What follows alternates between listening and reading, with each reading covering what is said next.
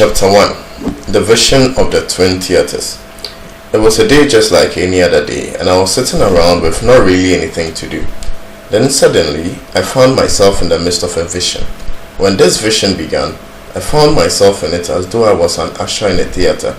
I was standing on the right side of the theater, right down in that area that's between the stage and the audience. From where I was standing, I could not only see the seating area and the stage, but I could also see everything that was taking place backstage. I found that all of my focus was on the backstage area, and it was not extremely huge, but it was also packed with people. Everyone was hurriedly trying to get ready, for the show was about to begin. I then perceived that all these people who were backstage were all members of Christ's Church. I was then told that all of these people had been preparing to go on stage to act out everything that they believed to be right. Needless to say, there was much tension and anxiety among them. Suddenly, someone called out, "The Lord is coming!" From the reaction of all those who were backstage, I realized that none of them I had been expecting for Jesus himself to be coming to this performance. I was surprised when this announcement was made because I did not see one person that was glad that Jesus had come. Much to my surprise, all of these people backstage were all walking around complaining about his coming. And each one was murmuring the same word, saying, "I have got my rights. I have got my rights." At first, I was greatly bewildered, trying to comprehend why these people of God would act in such a manner concerning the Lord's coming. I then realized that this stage was nothing but a platform for each one of these people to act out his own beliefs as well as his own judgments of others and his own opinions of how others should live their lives as Christians. Suddenly, all of the lights in the theater were turned completely off. That is, except the lights that shone on the stage area as well as the lights that were backstage. I then realized that I had not even had a chance to even observe just how big this theater really was. I assumed that if the backstage and stage area were any indication of how big the sitting area was, then it must at least number in the thousands. It was so dark that I could not see anyone who was sitting anywhere in the arena. This really disappointed me because I did not know how Jesus was going to come, and I wanted to be sure that I saw him when he got there. Regardless of the size of the sitting arena, I then assumed that the theater at the very least was close to a sellout, if not a sellout, because of the enormity of the production and the massive number of people who were partaking in it. Then the curtain opened for the first act, and the first thing that I noticed was that the entire stage had been covered in beach sand. I do not know how to explain how this happened, but for the opening act, all of the people who were backstage, which certainly numbered in the thousands, were all able to come out on stage. I then noticed that each one was also carrying a banner that said Christian. Then all those who were on the stage began to greet each other, hug each other, and tell each other that they loved them. Then I saw this wolf walk up on stage, and I could not believe how poorly disguised he was as one of the brethren.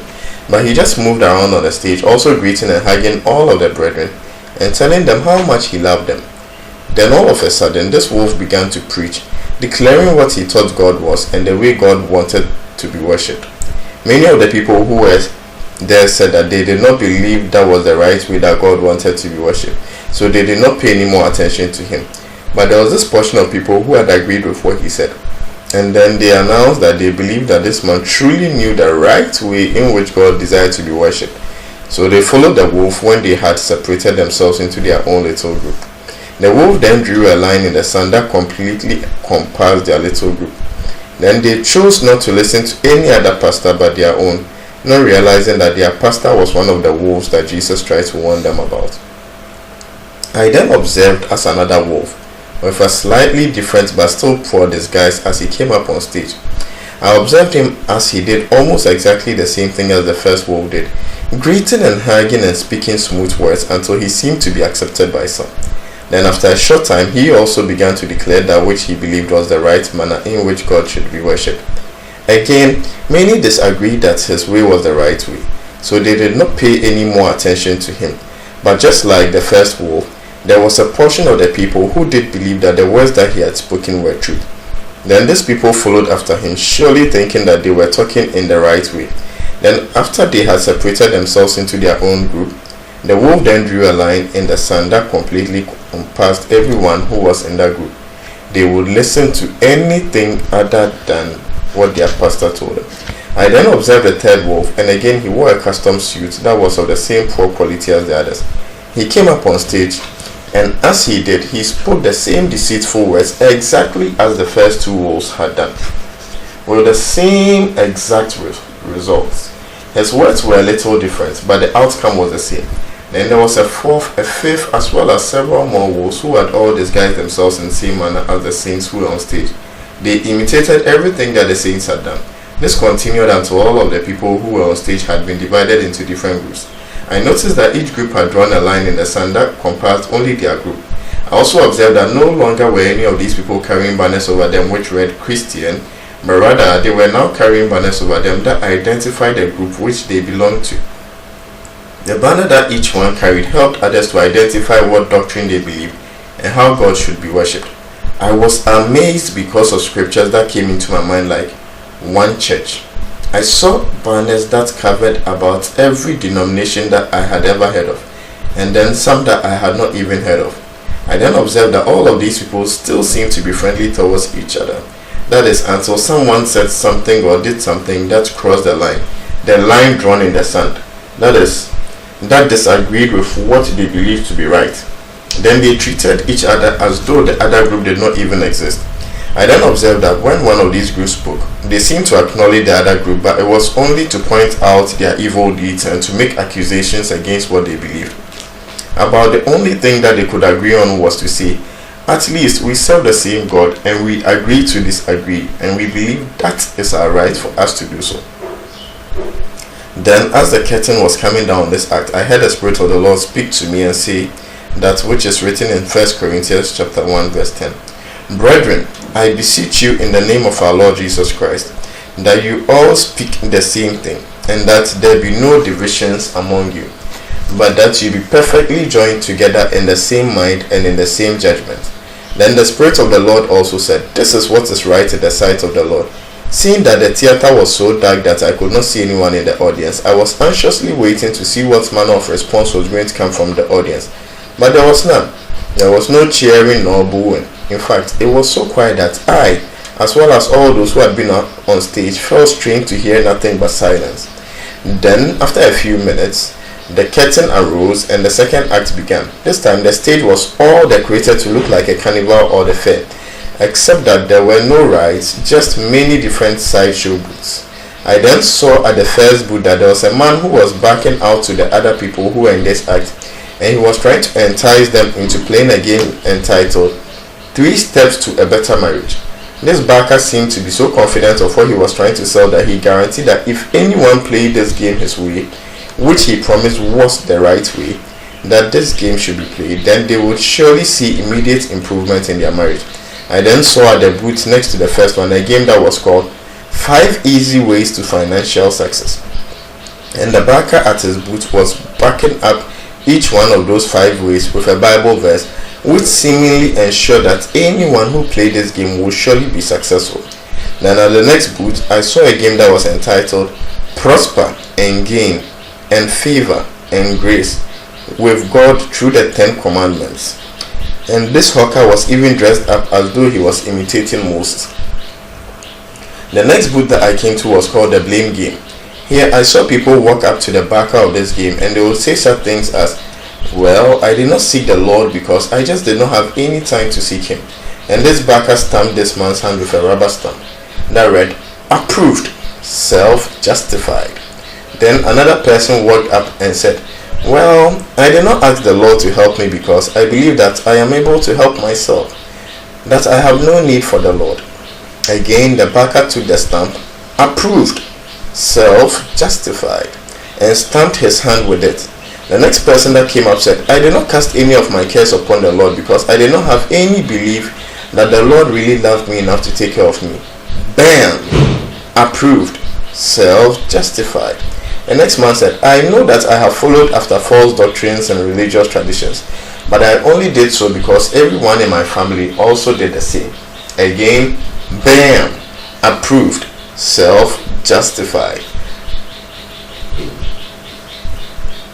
was stamped on his hand also. The next guy said, I know that I should have forgiven this man and not have slandered him, but he really offended me and hurt my feelings, and I feel that I am just in hurting him also.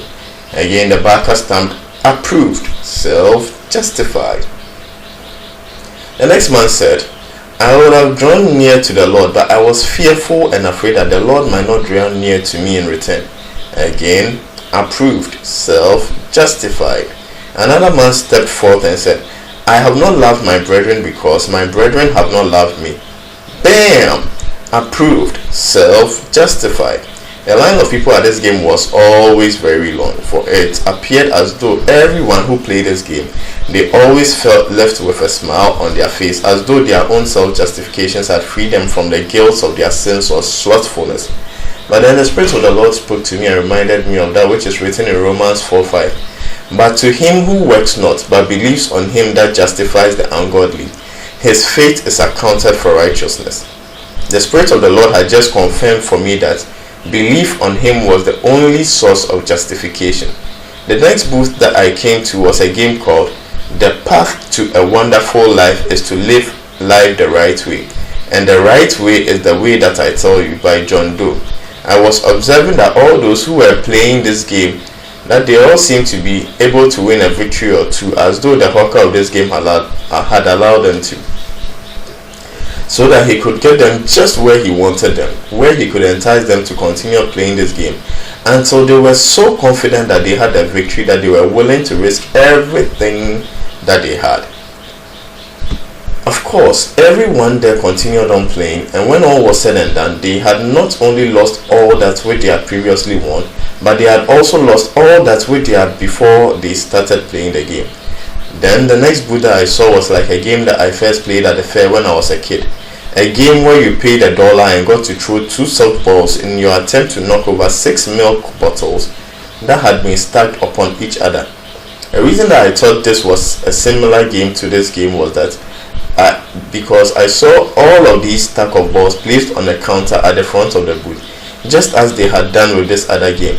But when I began examining this game to see if it was indeed this game, I saw a man come out and stand in the middle of the back of the booth, facing towards the front of the booth. Then the hawker began to yell out, "This man has been accused and judged to be a child molester." And without him saying another word, it seemed like everyone then stepped forward, picked up some balls and began throwing them as hard as they could at this man.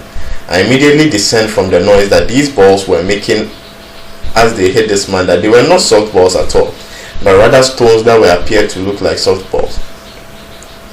After all had finished throwing their stones at this man, he was then dragged out and another man was brought in who stood in the same place as the other man before.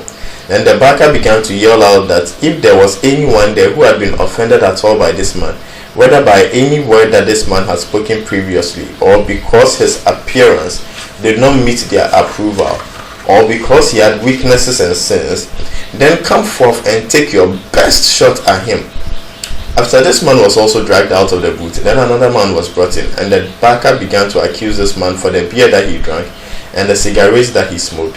And immediately many people eagerly stepped forward to throw stones at him. I then saw another person brought forth, and he was stoned because he ate fried foods. I then watched as a young girl was brought forth accused and then stoned for the fashion she chose to wear her clothes. Another man was accused and stoned for being gay. Another man was accused and stoned for being of this world. Another was stoned for being in the wrong political party. Another was stoned for not agreeing with the traditions of others. Another was accused and stoned for his religion. Another for his race, and another for his nationality. And then there was the man who was accused and stoned for rooting for the wrong team. Then there was the teenage boy who was stoned for not living up to his parents' expectations. There was a man who was accused and stoned for making a bad decision. And many others were accused and stoned for just making a mistake. There was a teenage girl there that was accused and stoned for not following her parents' instructions. And of course, there was a young woman there who had been accused and stoned for committing adultery. But the stoning that aroused my curiosity the most was the one about a man who had been stoned many times before for the same offense. But evidently the backer must have gotten great pleasure out of seeing this man suffer for his sin. So he had him brought back out and he was stoned all over again. As I continued to watch all of these stonings take place, I suddenly realized that everyone who was there throwing stones, as well as those who were just standing around, They all appear to have the same bruises on their own bodies as all those who had just been stoned. Some of their bruises appeared to be so faded that it was as if they were almost healed, but somehow I felt as though some of these bruises will never be completely healed. Then there were also some bruises on everyone that were so fresh that it appeared as though they themselves had been stoned in the past hour or so.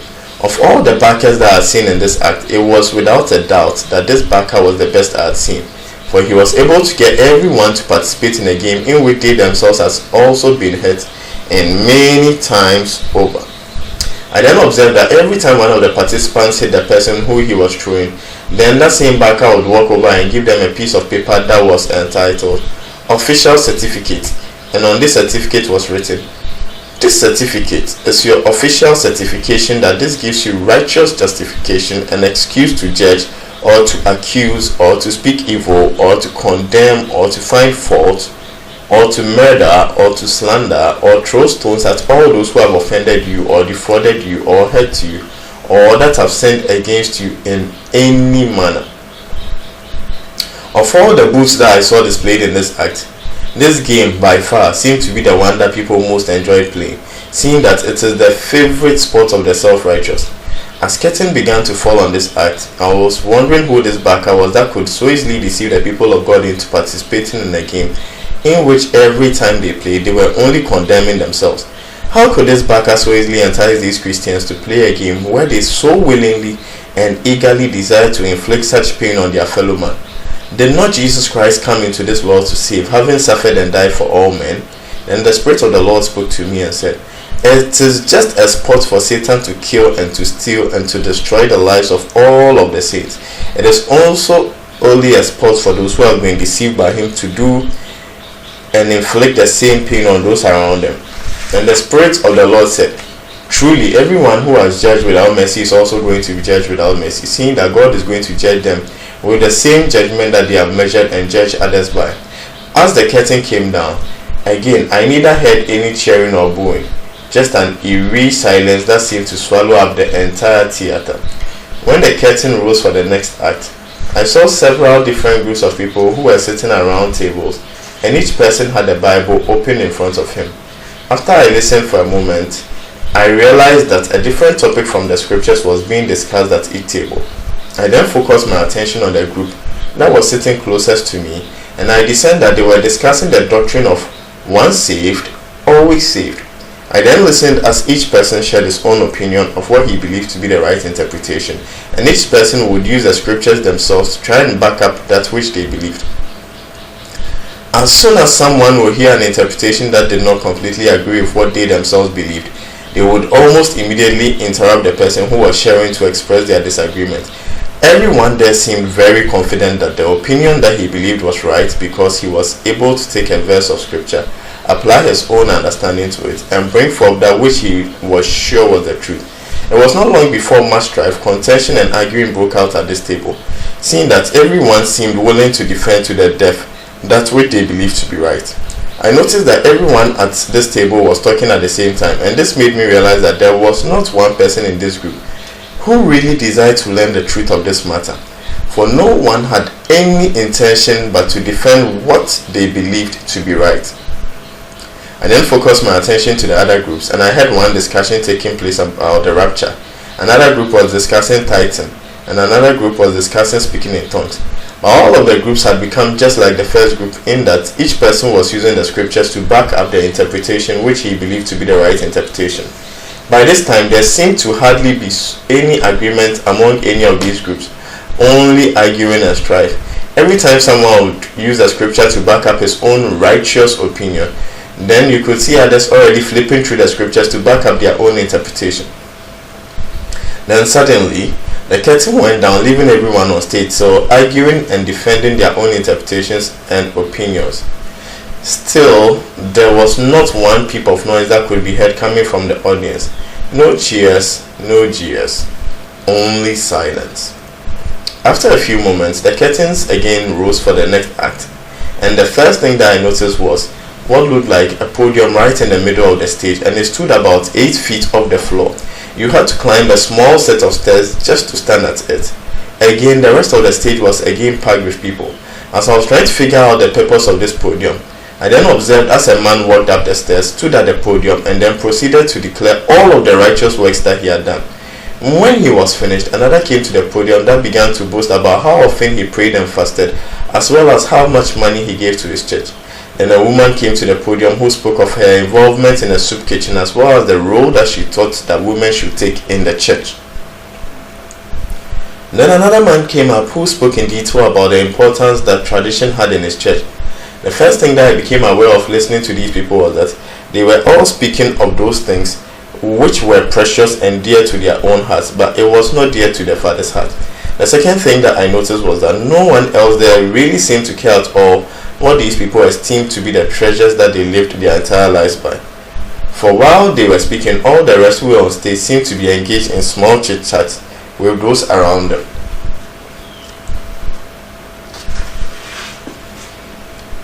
I then continued to listen as person after person came to the podium, all declaring that which they believed was the right way for a Christian to live. I noticed that all I seemed to be intent on his or her purpose, trying to persuade others to live like they did. There was only one man who came to the podium who, before he spoke the first word, seemed to roll out a laminated scroll that continued nothing but documents that reached from the top of the podium to the floor, and it contained his college diploma, 2 seminary degrees, several counseling certificates, as well as certificates from every one-day seminar that he had ever attended. He did this in his attempt to validate himself before the others, as though he was the one there who was best qualified to teach how others should live a Christian life. After him came a man who tried to preach his view of the place that he felt like the church should have in society. Again, not one person on stage seemed to be listening, as all seemed to still be engaged in small conversations around the stage. After that man left, a woman took her place at the podium, and she began to exalt herself by comparing herself with the Proverbs 33 woman, not even realizing that Proverbs 33 is not even speaking of a fleshy woman. Still, no one paid any attention to her. There was a man who got up and boasted of his religious doctrine, calling it old-time religion. There was another man who boasted of how many people he had won to Christ, and another boasted of how big his church was, and yet another who boasted of how well his church was hooked into the most modern technology. The people kept parading to the podium for quite some time, with each one boasting of their own goodness, or the strength of their own willpower and determination, or their own intelligence, or their own righteous works. To be honest with you, I was saddened to see these people speaking of those things which they valued the most.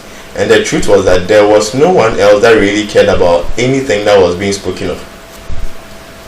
Everyone there seemed to be so enamored with self that they could not hear anything that they did not seem to be beneficial to self.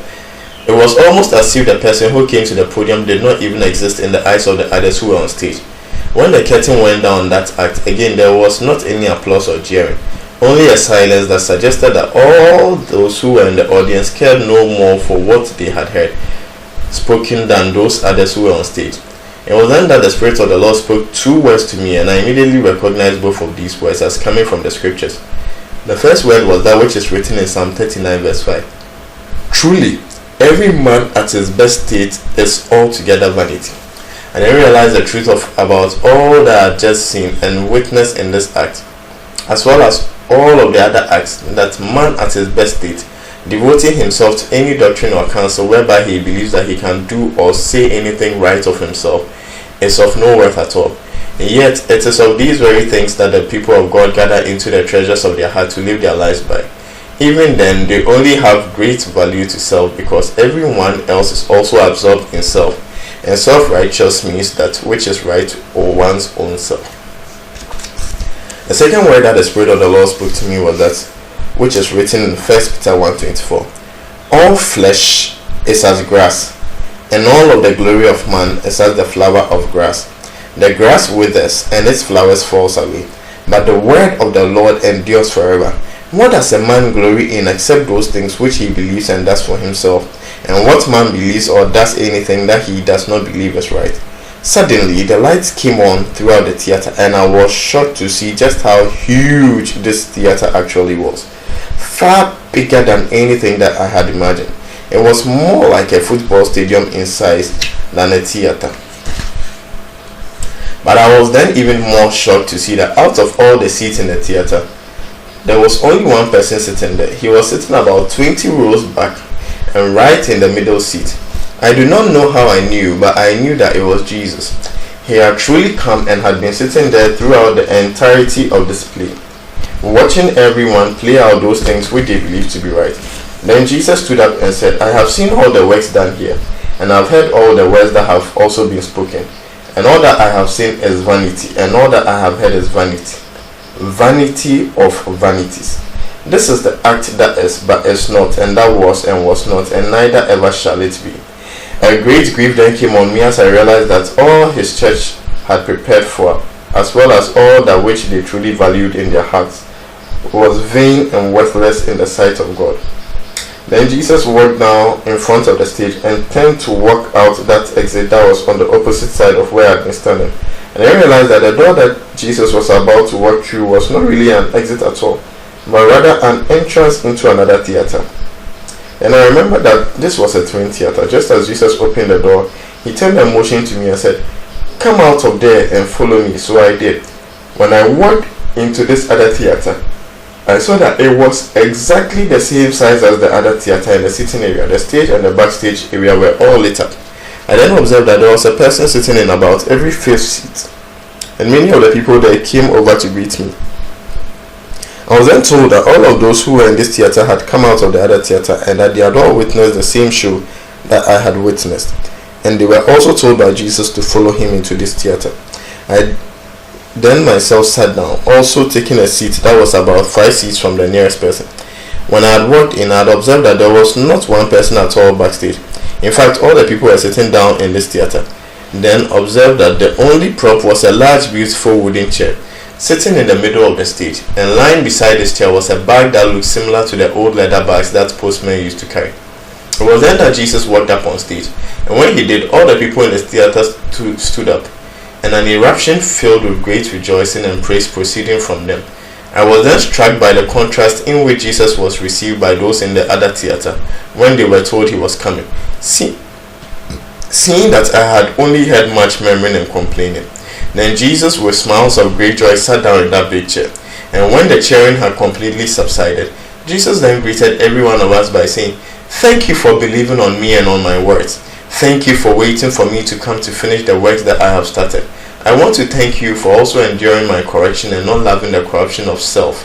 I want to thank you for believing my word by taking up your crosses and dying to your own desires to be God over your own lives.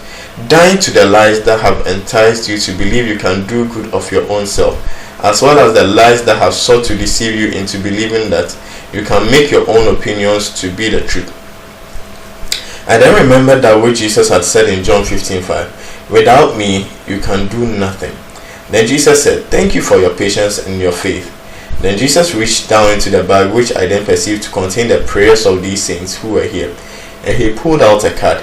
He then proceeded to read aloud that which was written on the card.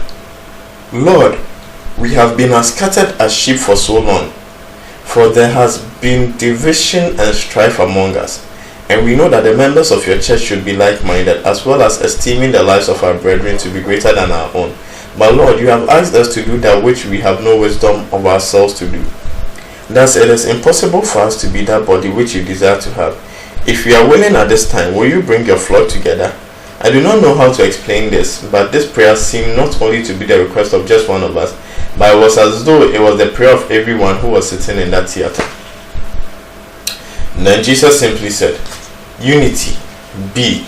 And suddenly we all found ourselves sitting no longer 5 seats apart, but rather right next to each other. It happened so fast that there was no way for any of us to see how Jesus did this.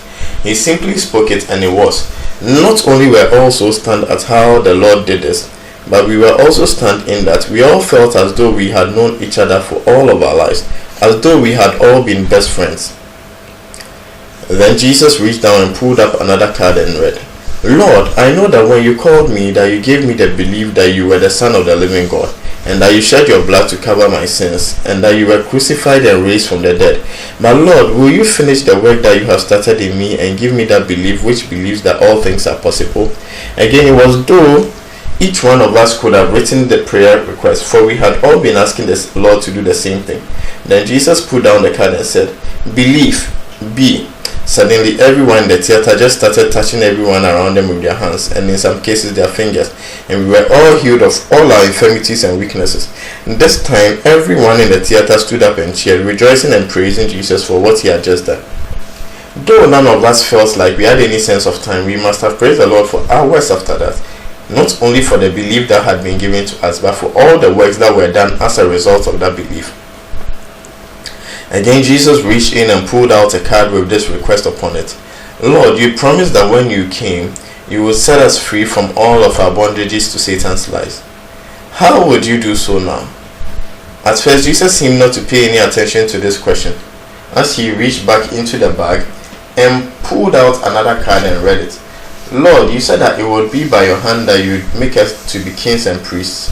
Would you now make us kings and priests unto you?" And Jesus looked towards all and said, "I promised you that when I would return, I would make all of you who remain faithful to my words to be a ruler over all that you have. It is done. Now speak and loose your own selves from your bondages." Immediately we all began to say such things as, "Anxiety, be gone. All evil thoughts, be gone. All fear came out and be cast into the sea. Division and strife, perish. Uncertainty, flee." No matter what we spoke, immediately came to pass. That which we ourselves had not been able to tame was suddenly tamed through the authority that Jesus had given us over our own tongues. It was simply incredible and amazing, for all that misery and trouble that had so easily ruled over the thoughts of our mind were so easily cast out. No matter what was spoken, it was done. It was just like how God does things. Light, be, and it was. And just like Jesus also did things. Be healed, and it was. Wow! Who would have ever thought that when the Lord made you ruler over all that which you had, it would have been your tongue? I don't remember that which is written in James 3:2. "If any man offend not in word, that same man is a perfect man, able also to bridle or rule over the whole body. But the tongue can no man tame, an unruly evil full of deadly poison." Again, everyone stood up, cheering loudly and rejoicing, praising Jesus and giving thanks to his name. And again, this went on for quite some time. What a contrast to silence that followed all of the acts that I had seen in the other theater. By the time Jesus pulled out the next card, we were all filled with joy unspeakable and very giddy, knowing that from this moment on it was impossible for anything to be impossible. We knew that whatever was asked, we were going to see Jesus perform it. The request on the next card read, "Lord, you said once we believe on you, then you will do that which is exceedingly abundantly above anything that we are able to think or to ask. So would you now do that for us?" Then Jesus, with a childlike smile on his face, leaned towards us and said very quickly, "Abracadabra," and suddenly we were all changed. We are all being changed into the bodies of that of a 20-year-old, yet our faces were that of a child of about 6 years old. Then Jesus, still smiling, said again, "Abracadabra," and we suddenly found ourselves on the most beautiful mountain setting, and we were all standing on top of the water of this mountain lake. The beauty of this place was indescribable, and we all began walking around, kicking at the water like a small child would in a mud puddle, amazed at the feeling of walking on water though we were walking on ground. Then Jesus said again, "Abracadabra," and all manner of animals and birds came out of the forest, and they all walked out on the water and stood with us. They began speaking with us, and even some of the fish stuck their heads out of the water so that they could also speak with us. It was like being part of a fairy tale where there were no limits or boundaries on anything which one could desire to have. Jesus was having as much joy as we were, which was all that we were experiencing. Then one final time, Jesus, still with the countenance of a playful child, said, "Abracadabra," and we were all immediately back in the theater.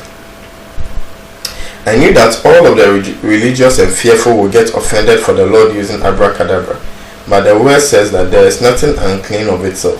Then Jesus reached down in the bag one final time and he read this request. "Father, you said that unless you build your church, all of us would labor in vain. So would you now build your church like the one described in your word?" And Jesus looked up and said, "Church, be." And immediately a beautiful spirit filled the room, and it began to stretch forth itself as though it was changing itself into some manner of rope. Then we all seemed to be able to discern that it was not the image of a rope, but rather some manner of soft, beautiful yarn. And we all watched in amazement as this beautiful yarn began to move in and out of our bodies, actually knitting our hearts together in a love that was more beautiful than the spirit itself. I know that I myself watched this yarn move in and out of me, but the only thing that I felt was a love for my brethren that was nothing like anything that I had ever experienced before.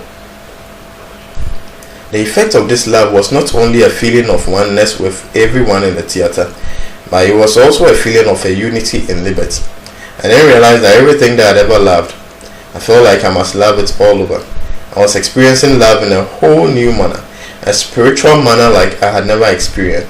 No, it was not like anything that I had known, but it was like this love freed our minds of all our judgments of others, and we delighted in the liberty that we all had to be ourselves without having to do anything with the thought that it had to please someone else.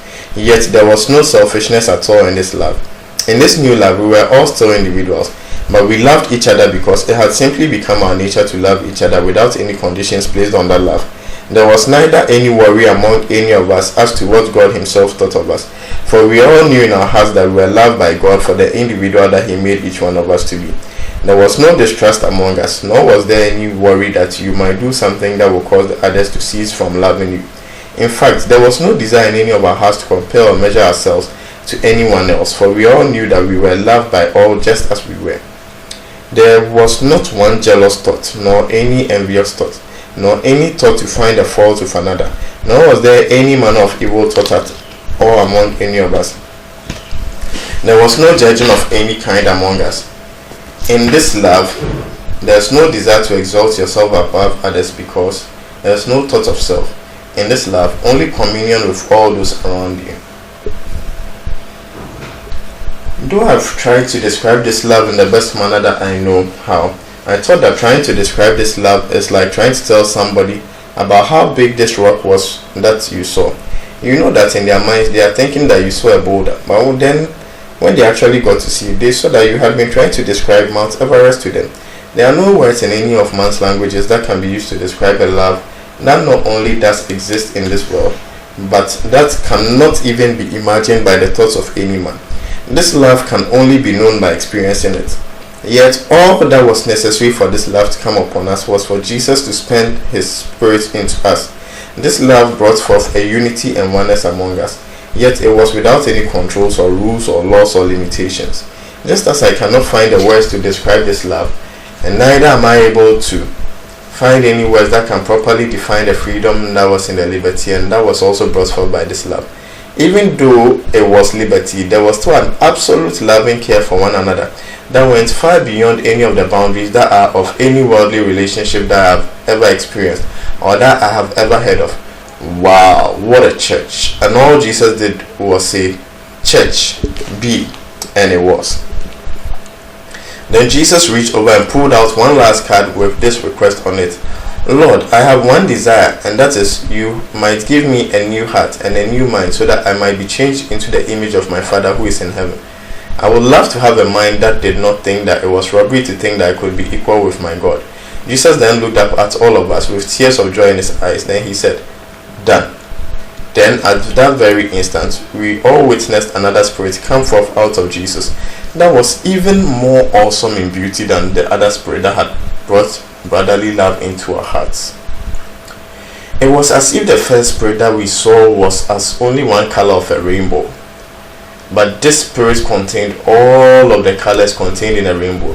Suddenly we all loved our Heavenly Father with all of our hearts, with all of our soul, with all of our minds and all of our being. Then we were filled with another manner of love for our brethren that we had not yet experienced, one where we would gladly lay down our lives for our brethren. And this love was so strong that if you were actually in a place where it might be required for you to lay down your life for your brethren, then there will be no thought in you not to do it. Imagine that. No thought in you, but to do it. And then we were all filled with a love for all those who we at one time or another had considered to be our enemies. We loved those who hated us, those who had offended us, those who used us, those who had slandered us. We loved those who were evil and unthankful, and we loved those who persecuted us. Then if that were not enough, we all then were filled with a love for the unlovable. with a love that cannot be explained. The unlovable, all those who have not met the approval of men, but have either been outcast or despised or neglected or rejected or branded in some manner or another. It was then that we knew that we had been made equal with God through love, unconditional love towards all men. There was no desire in any of us to be exalted as God is. There was no desire in any of our hearts to rule over or to have control by the lives of any other. Only love. And neither was there any desire in us that said that we must have a name that would be esteemed and as honored as God's. No, none of that stuff. For I could now clearly see that all of those desires only come forth from Satan, the very same desires that caused him to fall from his place in God's kingdom. In fact, it was these same lusts and desires that seemed to motivate all those who were acting in the other theater. When this love had finished filling our hearts, we again all stood cheering, praising and greatly thanking our Lord Jesus for all the work that he had just performed for us. We sang songs of praise and worship, which went on for what seemed like many hours, but it never got old because of the joy and the life which was now in our hearts and minds. After this time, Jesus stood up and said to us, "You are now my witnesses of my love, my goodness and my power. Now I am sending you out into a world filled with hopelessness, vanity, loneliness, hatred, uncertainty, as well as all manner of wickedness and darkness. I am sending you forth as my priesthood of believers. Those who know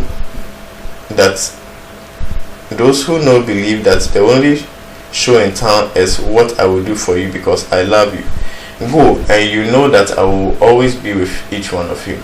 We're also excited about the performance that we had just witnessed, and we also knew that we had just witnessed the performance that has no end to it, rather a beginning that will never have an end. We also had similar feelings, so that even though we had just witnessed the power and the love of the Lord Jesus Christ in a manner that was far greater than anything that we had ever experienced, we also knew that what we had just experienced was nothing compared to which was getting ready to come. It was as if we had not only witnessed the real greatest show on earth, but also a coming attraction of a show that was going to even be greater. The Spirit then quickened unto me that which Jesus had promised the church. "The works that I do, you will do greater." We were about to do. Wow. As I was leaving the theater, I looked back to see how the marquee described what I had just seen. I saw that the marquee on the left side of the theater read, "Mystery Babylon, the false church, starring all of the foolish who desire to be glorified and exalted as gods." I then read the marquee that was on the right side, and it read, "New Jerusalem, the Church of Jesus Christ, starring Jesus Christ and all those who came out of Mystery Babylon." I then thought to myself, wow, what a difference there was between the two performances. Like the difference between night and day. Or should I rather say, like the difference between darkness and light. I then saw this written across the bottom of the marquee. "Coming soon, very soon, the 144,000 who were redeemed with love and have overcome the world." Wow, I was on the right track. The faith that I was picking after must be this faith. The faith that is to be accompanied with his works. I think that this is the faith that is really going to reveal Jesus Christ in more detail than I have ever known until now.